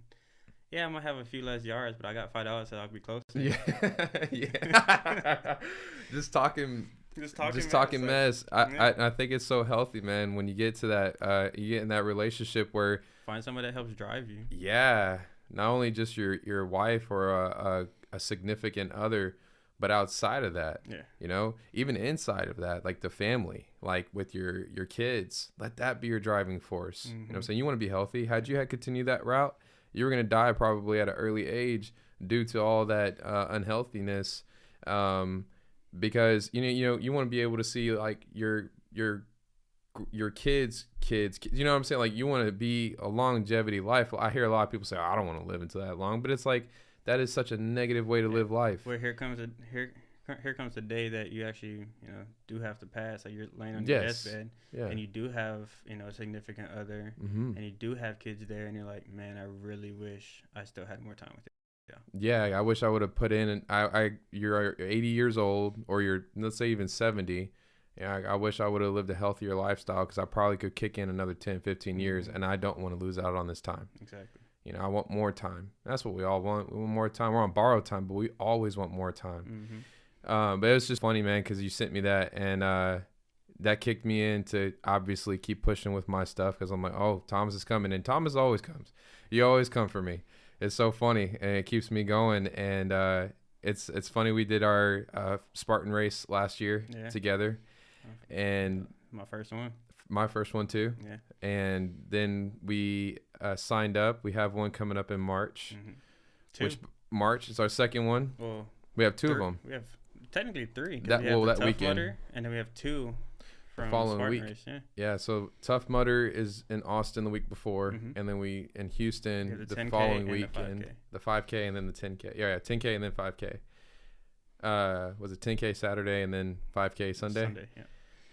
So, if y'all want to join, let us know. Yeah. Reach out to me or reach out to Thomas, and then we'll send you the invite, and that way you can come run with us if you're trying to challenge yourself this year. Yeah. You know, just do the 5K. It's 20 obstacles. It's a Spartan race, 3 miles. We'll pace it with you. Yeah. You know, no pushing. But it requires It's not you about the pace, it's about the completion. about the completion, about getting it done, and then just building off of that, right? And but it's also about the friendship. It's about the camaraderie. It's about pushing. That like runner's high you get after finishing the race is it's beautiful. It's beautiful. Like you can't, like today. no amount of like no drugs, no alcohol has ever made me feel as good as it did when I finished that 5K. Yeah. Maybe other than the birth of your children. Obviously, but I get what you say. Yeah. But yeah, it doesn't. It's a euphoric, like you get like it's like a shot of huge adrenaline. Yeah. And the whole time though, during it, you're just like, I love that Spartan beginning whenever he said, today you will be mentally, spiritually, and your body, spirit, and your mind, whatever, all of it is going to be challenged to a degree. Look to the person to the left of you, to the right of you. They will be and it's just like, and he's hyping you up. Yeah. And it's like, it's so true because that's what we went through. Yeah. You know, it was just like, man, how the hell am I going to get through this obstacle? And then what's the next one? And then you're approaching another obstacle and you're like, I remember I gotta pick up the 35-pound bag on your back, on my back, up the hill. Yeah. And I remember like, man, I cannot wait for this to be over. Like I hated every. I can see it on your face. I hated every step, and the worst part about it is like, because the trails were like really narrow. Yeah, they were. You couldn't control your own pace. You had to go off of whoever was in front of you. So if they were like going extremely slow, it only made it worse for you. Yeah, because you couldn't speed through it. Yeah. Which I remember we ran into that road bump. It was like 3 chicks, and I was just like, "Can y'all move?" Like, and you remember where they stopped the first time was at the steepest part of the hill. Yes. And there was like the rocks that you had to like climb up on, they were only like maybe 2-3 inches like wide, or like you know, for you to step on. Yeah, it wasn't. So both of us standing there on these 2 to 3 inch rocks with this 35-pound bag on your back, and this is like maybe 2 miles into the race already, so you're already tired. Yeah. And I remember it's like just standing there, we're just like, please go, please take a step, and they would just stand there with the bags, and they're not moving, but they're just standing there. And I know like they're tired and they're trying to like rest and like so that way they have the energy to finish. Absolutely. But it was just like, because we had to stand there and have the same like please go. Yeah. Like when I finally was able to put that bag down, I was like, man, like I'm exhausted. Yeah. I'm just gassed. So after this marathon that I'm doing in a couple of weeks, because right now I'm like stupid, like I'd say stupid skinny, but dude, I lost 20 pounds in a month. Hey, I don't know if you know that, but I did. I was at 186 in November, and now I'm down to 167. I weighed it the other day. That's my goal for January, or what you started at was 186. Yeah, or really it's 185 because I'll make sure there's a weird number like 186. I'll make sure you get there. Yeah, we'll get there. And just like how you came, I want to, before I go into it, it's so crazy because you ran last week on Tuesday. Well, Monday 4 miles, 2 miles. 8 miles on Tuesday. Then you drive from Florida here to Houston, 9-hour drive, 8-hour drive. But not only that, 8-hour drive is cool, but when you're dealing with having traffic and Louisiana I-10 traffic, and then you have all this rain and stuff that you went through where you're going 40 miles an hour, can't see nothing past your windshield and only the white line, and it makes it that more stressful. And you got kids. I guess people who travel with kids can obviously understand that. I travel with dogs, so I understand that you got to pull off. Kids. You got to pull off a lot, let them pee, then you got to go pee, and then I'm telling you, like, hey man, I called you the day before and I was like, you gonna be in town? I was like, yeah. I was like, dude, I'm running 16 miles tomorrow. I would love it if you could just pace me with the bike. I got a bike, and you know, I would like it if, you know, if you could just pace me, be in front of me, and I'll just, you know, yeah, pace me out.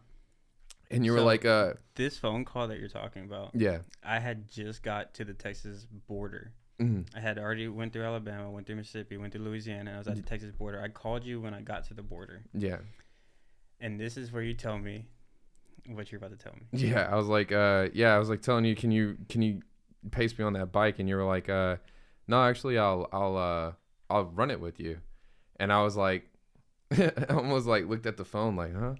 And because you had just told me like pretty much 8 miles was one of the longest runs you've ever pulled off, like in a one setting, yeah, right? It was the longest, yeah. And so I'm thinking in the back of my head, I'm like, okay, we're talking about doubling this, you know, most miles that he's ever ran in his life within less than a week, after driving. Anyone who's drove a more than 4-hour drive understands how exhausting that is. It's like flying on a plane. You get you're just jet lagged. Yeah. So not to mention, I was not drinking water because I didn't want to have to stop and pee. Yeah, exactly, right. So then I'm like, man, I'm like, I'm asking a lot. It's not even asking a lot. It's his choice. So, you get in, I forget, in the evening time, and I'm thinking, I'm doing the math, and I'm like, man, he's gonna get in the evening time, and got here about 6 p.m. Yeah, and I'm like, dang, he's gonna die down, and then have to wake up at 6 o'clock, get to my house by 7:30, or yeah, by 7, and then I'm just thinking like, that's just asking a lot out of this guy, and I'm like, hey, he said yeah, he committed. I trust your word all the time because you never really gave me any reason not to. So I'm like, I know Tom is going to be there. Just don't know how that 16 miles is going to go. So I didn't either. We didn't. Actually, both of us didn't. So, you know, you get here at 7, right on the dot, if not before, and I'm still getting dressed. And, you know, I just pretty much got up, and I'm getting dressed, and I'm going through the motions of just like, quite honestly, I was nervous, and I was actually tired. I had went out the night before and was bowling, and I was my active recovery day, so I had just golfed the day before, and then now I'm bowling. I'm trying to get my muscles loosened because I'm on like mile 30 by now, 32 for the week, and I'm tired myself, man. Mm-hmm. And we get to going, man. We get to going, and we did the first 4.5, which, by the way, it was like a Spartan race because of all the water and trails that we had to run around and run through. And then, you know, we go 4 miles down, 4 miles back. We're talking the whole time, pacing it out really well. Mm-hmm. And I was shocked. I was like, damn, it seems like Thomas does this. You've done it before, it seemed like, right? And I'm just thinking like, and I think it was helpful because we were just kind of distracting each other. Yeah. But I'm not going to lie, for a little bit there, I wish I was talking, because when I was talking, I wasn't thinking. Mm-hmm. And then whenever you were talking, I was like, damn, I'm thinking about this run. And I was like, I wish I could talk right now, because it seems easier whenever I talk, right? So then I'm thinking, well, I wonder what he's thinking right now. But then I'm also thinking, well, I can't not show out in front of Thomas, because, you know, I'm the one doing this, and I've been training for this, and he hasn't. And there's no way in hell I'm gonna have somebody who doesn't train show me out. So I'm gonna have to show him. And then, but it's a camaraderie thing of like, nah, it's my boy too, and I'm not trying to defeat him. You know, because he's here, I don't even know if I could. I would have been able to do it, but you made it that much more easier on me. And you understood my goal. I had told you, I said, I want to run this 12-minute pace, give or take 30 seconds over or under the whole time. And at times you were trying to lead the pace a little bit more and go a little bit quicker. Push you at 11:30. You're trying to push me 11:30, 11, and I was just like being very stubborn to that 12, just steady. And anyways, we get back to the crib, we replenish real quick, head back out. And that's when the race began. Yeah. I think the race didn't the race began pretty much then because the first 8 seemed like that was a breeze. Like it was just like a 2 like mile a walk in the park. It felt like a 2 mile run. Yeah, like real easy. Yeah.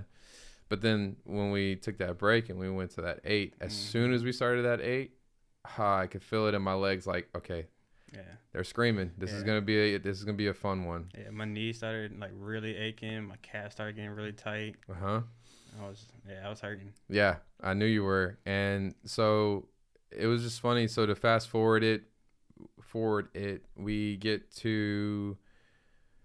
We could fast forward it to like mile 13 or 14. We'll go to 14, right? Yeah. So at mile 14, 2 miles left to finish the 16 for the day. We had just walked a mile because we agreed on 13 we were gonna walk the mile and then run the last 2. Walk the mile to make sure you can hold the same pace all the way through for the last 2 miles. For the last 2, that was the game plan, and we were sticking to the game plan. Even though I wanted to run through it, it was the game plan. Like, this is what we're doing. Practice the game day. Right, and so I was like, all right, well, when we get to mile 14, we go to take those few steps, and out of the corner of my eye, I see you hop, and it shocked me. It scared the hell out of me because I was like, damn, not me, but like, he got hurt. And then you told me like, hey, I'm cramping. Like, if I keep going, this isn't going to work, But I was proud of you because I know you said that you were upset, but I was proud of you because, that's not easy, bro. You literally would 4 miles last week on Monday, then 8, and now you're trying to double your stuff. But it just showing your mental of how determined and dedicated you're trying to be from what you showed me. You know what I'm saying? And that's what drives you, is like, I don't want to be that. And if it means me being out here or having a friend or someone who's going to drive me to be that, and I just finished running, you had every reason to be like, I just finished a 8-hour drive. I'm exhausted. Then I'm going to have to drive back to Hood, and that's going to be a 3-hour, 4-hour drive. And I want to spend time with family and friends. And then it's just like. Not to mention that so I got here on Thursday. We ran on Friday. Exactly. The next day. Yeah.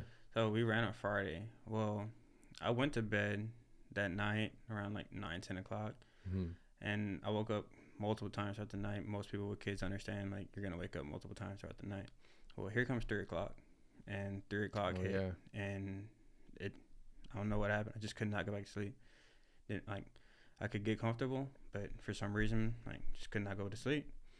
So I'm up from 3 all the way until it was 6:20, and I was like, all right, this is what time I have to leave. That way I can be at SES by 6:50. Yeah. Because if I'm here by 6:50, then if you're already ready to go at 7, you can do your stretch out, and we'll go. So I left, and the entire time I'm like, man, this is going to be a tough one. I've never ran this far ever. Never, before Tuesday, I had never run anything over 5 miles. So I just ran 8. And then, 3 days later, or Wednesday, Thursday, 3 days later, I'm trying to run 16. And when we got to mile 14, I started to run that mile, started to run from 14 to 15. At that mile point, and when I felt both, I felt the right one try to cramp up first, and I let go. And I felt the left calf try to cramp up, and then let go. But I could just feel like how it just felt like the muscles were just tightening harder and harder and harder. And I was like the next cramp is gonna be like the big one where I'm gonna have to stretch it out. I'm not gonna be able to do it. And I was like, hey, it's not gonna be good for us. I'm not gonna be able to finish. So, right. I like I told you, go ahead and finish. This is your run. And the entire time I walked back, 'cause I told you, it's like, you were like, hey, I can pick you up in the truck, and I was like, no. I was like, I'll walk until my legs cramp. That was my favorite thing. Because I gave you a hug, and I was just like, and just because this is how I am, man. It took everything in me to hold back like crying or having tears of joy come out of just my relationship with you, of what you mean to me as a person, to have you involved in my life. I mean, it just means so much. And I was like, this dude's out here. He don't have to be out here. I could have been doing this shit myself. and he's here to not only for his intentions, but to support me in what I'm doing. And it meant a lot. And that's why I gave you a hug. I was like, man, I'm proud of you. Like, you know, fuck that. Like what you're saying about you're disappointed, you should have finished it out or whatever. It's like, nah, man, take some pride in that. And then just do your inventory on like the run. And now let's lead up to it and work our way up to that 16 again, to where now 16 doesn't seem that difficult.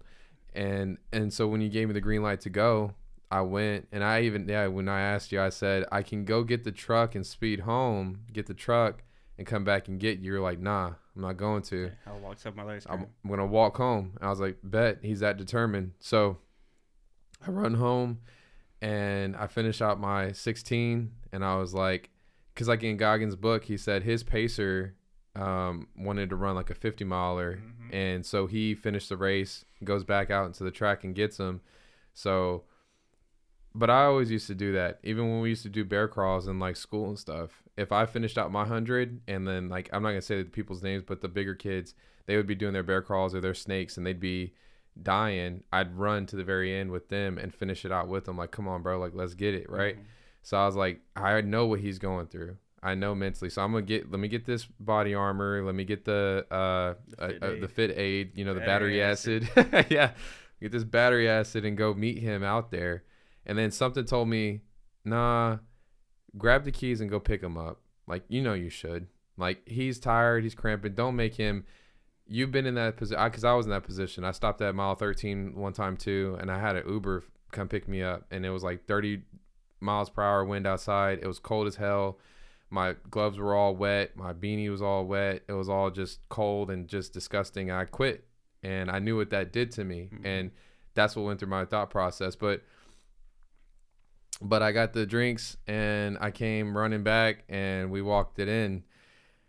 And, you know, it's so funny when I took off, it just made me think of like, that's our life and that's our relationship. You know, we're in two different, same mind state, two different worlds, two different seasons, two different relationships, however you look at it. It's like with you, you already have your family established. You have a wife established, a great one, amazing one. You have amazing, beautiful children. You're already in that season. I haven't even started that race, right? Mm-hmm. Me on a fitness journey, I'm already starting that race. I've already kicked that into overdrive. But as I'm helping you, or you helping, like I'm helping you in that sense, but not even, just as we're matching our mentality. Well, whenever I decide to have a family, I'm looking over at like how you do with your family, and it's gonna kick me into drive to be that good man or to be that good, you know, father to my children or something like that. And so I was thinking, it's just so funny because it's like, well, go ahead, Sed. I'm not going to hold you back. And then I'd say the same to you, Thomas, don't come back to Houston. Like I even said, I'd love to have you back in Houston because we'd be doing this stuff all the time. Every day. Running different. You probably would have ran the 10K with me today. You know, like all this stuff. But it's like, no, man, you have your own life to live. I have my own life to live. I'm going to support you and be there as much as I can from you from a distance. But like, that's just what you have to embody and get into your circle. You know, does it align with what you're trying to do in life? Are they helping you out in life? Are they healthy to your life? Are your friends dragging you down in life? And if they are, doesn't mean cut them off, but maybe have a conversation with them of like, hey man, because they're going to mean a lot to you. They're your friends, but like, how do we get better? You know, are you really happy? Like, what do we do to start helping each other out? Because, you know, no matter how you look at it, yeah, we're in different races, but we're in the same race together. And it's like, let's finish this race out together. And, yeah, I couldn't have picked you up because I told you, I said, well, you screwed up because you told me not to. Otherwise, if you hadn't told me not to, I would have took it upon myself to come pick you up. But you said, nah. You know who I felt talking to me? Old Thomas from like 8 years old, because you were so emotional at that time, and I was like, I love that dude. I miss old Thomas because like, man, that was such a youth answer. Because he was like, nah, don't get the truck. I'm gonna finish this out. I'm like, dude, my guy, you're like limping back home. Like, and that's what I was gonna say is like, if like looking back on it now and after talking through everything so far, Yeah. I've realized that me being disappointed in myself like that was the old me coming back out, which was I demanded everything from myself. Yeah. So knowing that like I've never even attempted anything that far for a run, and then not doing it, being disappointed in myself, that's that old me coming back out of like, there's no excuse. Like, if you can't do this, then why do you think you're gonna make any like? How do you think you're gonna be able to run a marathon eventually? If you can't run this 16 a day with Cedric, you're gonna go back to looking like that. Yeah. And that's not the case. And that's so funny that you realize that, because I think that is beautiful. Mm-hmm. Because yeah, man, you did it, bro. You did 16 more than anybody else did that day. Yeah, I remember from once I started walking till when we made it back to the house. I remember every step of those 2 miles. I hated everything. Yeah. I hated just thinking about like, oh man, I gotta take this and I gotta move my left foot and I gotta move my right foot. I hated every step. I hated every second of it. And I remember thinking like, man, I only have to go, 1.1 more miles. Mm-hmm. Like looking down the road, like, okay, I just have to make it to that stop sign. I can make this left. Well, every step from there just seemed like it got progressively worse and worse and worse and harder. Yeah. And everything was just like, man, just sit down, rest. And then, 5-10 minutes from now, get up and you can just walk it there. And I was like, I want to, and I thought about it so many times. But I was just like, no, just when you sit down, by the time you're able to get back up, you're not gonna want to get back up. Yeah, or you could already have been there. Yeah, and that's what I was thinking. I was like, by the time you get up, and it's 10-15 minutes from now, you could already been back at the house. You could already been there. Yeah, and then they could have sat down, stretched everything out, been completely recovered, been okay. Just keep pushing yourself. And not to mention, the very next day you go run your 10K today. And today. Because I ran 17 yesterday, and then today I go run the 10K. But before I get into that, it was just, it's awesome that you realize that, because that's what you start all this for. You're not starting it to look good. It just naturally, like I've said, it comes with the human body of science of how our body works when you burn calories and you work out. It's just the good looking body comes, right? Or whatever good looking means to you. Yeah. But the skinniness, the fitness, it all comes, right? But you said earlier it was the mentality. It was just your mental, what you were doing it for. And now it threw you back into a world being on mile 14, cramping and stuff, that I'm back in this mental state of how did mile 14 running send me back to what we're 10 years ago, or even almost 20 years ago when I was 8. Like, how did that happen?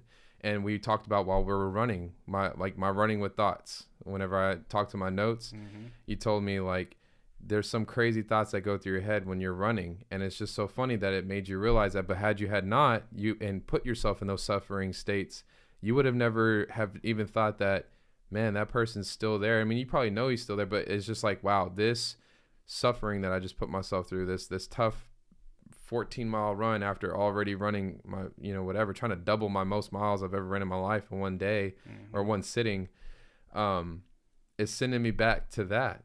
And then it's like, well, no, this is some people are going to take it two ways. One, either I don't like that, I'm not going to do it no more. It's like, hey, I realize it put me there, and I don't want to go back to that. I want to keep running that. I want to keep running that demon away. Like I'm gonna kill that demon out of me, and push it out of me. And I think that's what we're doing this year. That's what 2023 is about. Yeah. That's why I did today. Today I was running, and I didn't feel good. When I woke up, I was everything in me procrastinating to get out of bed, and I was like, you said you're gonna do it. And your family probably thinks you're not going to go run this run. You didn't go out for New Year's. You stayed at home for New Year's. You were trying to get to sleep before, and you didn't go drink. You don't drink, but what are you going to do? You're going to put up or shut up. Yeah. Thomas is going to text you tomorrow. You just ran 17, you ain't got to do it. And then it's just like, well, how do you want your year to go? And then screw the whole New Year thing. Like, I've been doing this before. Couple months before. Do you want to it doesn't matter, like I've said, these podcasts don't matter if I don't keep doing them. These efforts don't matter. I should have never even started it in the first place. You know, like, why did I even start? Yeah. You know, and it was, you know, I took off at that starting line, and it started with the casual, let's just finish it and get through it. But I'm like, nah, man, it's 2023, dude. It is a new year. Let's put that in that mind state. How do you want to finish out this year? And it's like, or finish out the year already on day one. How do you want to finish out the year? Mm-hmm. How are we starting this? And it's like, I'm finishing this year by testing my limits. And what came into my head was the run with you. And you told me, Cedric, you still had some in the tank at mile, I think, 12 before we stopped on that last mile. I think I pushed like an 11-minute pace. Yeah. And I was like, and then even on that 14th mile, when he gave me the green light, I got to a 10-minute something pace. I think 10:49 under 11 pace. And so you're like, you still have it in the tank. And I get what you're doing. You're pacing it out for the full marathon, but you got it in you. Yeah. And those thoughts started playing in my head. But this is game day. It's game day. So yeah. So it's like, okay. So this is today, this morning, I'm running and I'm on like 1.5 miles out of the 6. And I'm like, I'm seeing these people pass me. And then this voice in my head is just constantly saying, Cedric, you got a lot in you, bro. What are you made of? This is competition. That's why I did it today. Cause I wanted to put myself in a competition environment before I get to the, no matter how, because I could have done the 5K cause I knew I was going to do the 17 before, but to finish out my 50-mile week, I needed to do 6 miles. Yeah. I needed the 10K. Funny how it works. Yeah. So I signed up for that 10K and, 1.5 miles, I see these people passing me that, no offense, shouldn't be passing me. And I'm like, nah, this ain't happening. I'm going to catch them. And so I took off. I hadn't told you this part, but I ran, you go back and look at my fitness activity. I ran 5 miles in an hour, maybe like 5.3 or 4 at the most in an hour, because I'm doing that pace, that 12-minute pace. I was just trying to run for a straight hour. I was trying to get myself used to running for a straight hour and 30 minutes, because that's what the 8 miles is. Subsequently, it's 8 miles for me right now at that pace. And then I was going to walk, and then another hour 30 straight jogging, and then walk. And then I'm trying to systematically get it right for this particular race. Is what I'm doing. And then, so I had never done 6 miles, which 6 miles at a 10-minute pace is 1 hour, right?